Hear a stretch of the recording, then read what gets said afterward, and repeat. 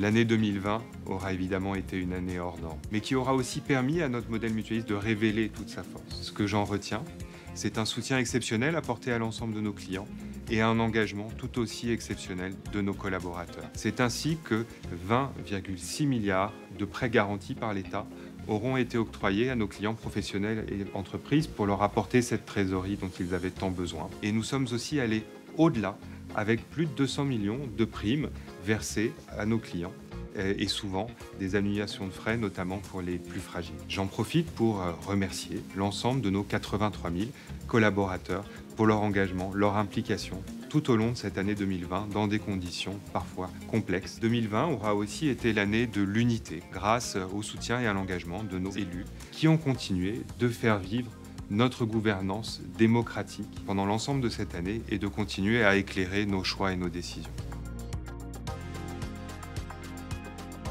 Ces résultats du groupe en 2020 valident notre modèle et nos stratégies et permettent de préparer l'avenir.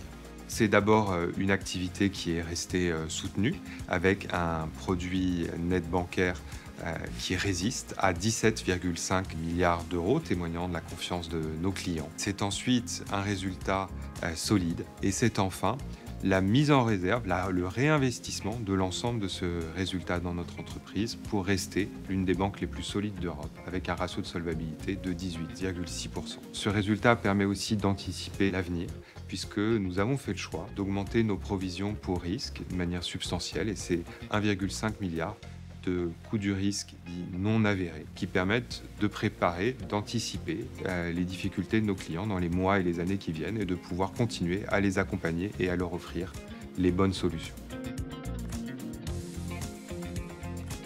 Les défis de l'année 2021, c'est d'abord d'accompagner la reprise de nos clients et puis de continuer à faire face aux défis structurels qui sont toujours présents, la réglementation, l'arrivée de nouveaux acteurs, des exigences renouvelées.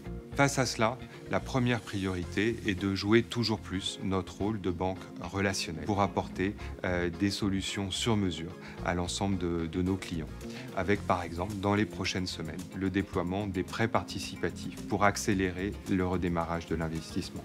C'est ensuite de mettre en œuvre les plans stratégiques de nos groupes régionaux qui ont été renouvelés ces derniers mois au plus près de la réalité des besoins des territoires et puis une part toujours accrue de réponse aux attentes sociétales et aux enjeux climatiques. La force du mutualisme, c'est d'avoir cette vision de long terme qui est toujours plus nécessaire quand les choses s'accélèrent.